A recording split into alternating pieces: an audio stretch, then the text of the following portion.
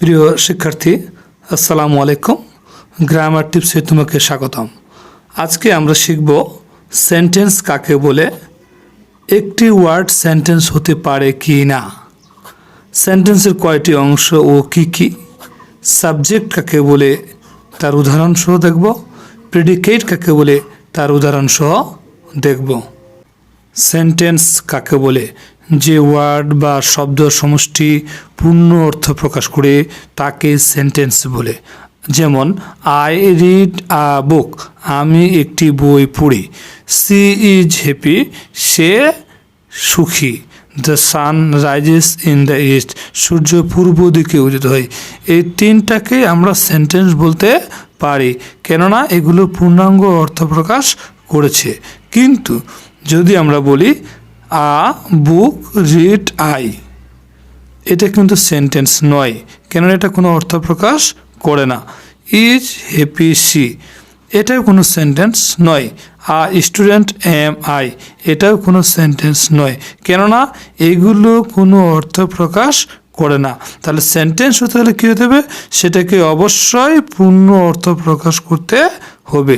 তাহলে সেন্টেন্স কাকে বলে? যে ওয়ার্ড বা শব্দ সমষ্টি দিয়ে পূর্ণ অর্থ প্রকাশ পায় তাকে সেন্টেন্স বলে। তবে মনে রাখবে, একটি মাত্র ওয়ার্ডও সেন্টেন্স হতে পারে যদি সেটি পূর্ণ অর্থ প্রকাশ করে।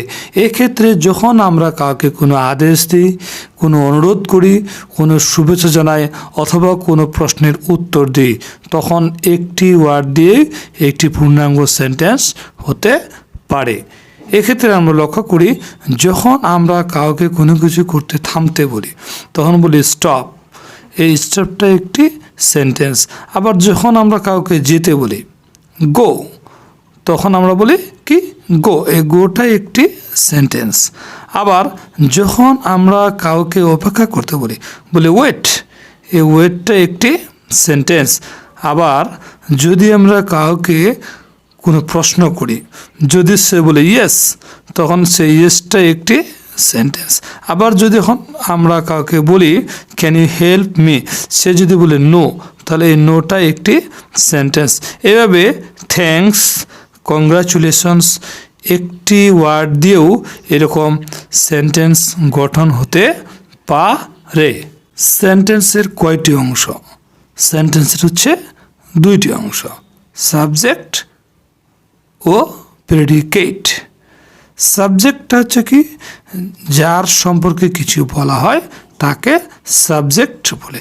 যখন আমরা একটা সেন্টেন্স লেখি বা বলি, তখন সেইখানে যার সম্পর্কে কিছু বলা হয় তখন তাকে আসলে বলে সাবজেক্ট। যেমন রানা রিডস আ বুক, রানা একটি বই পড়ে। এখানে কে বই পড়ে?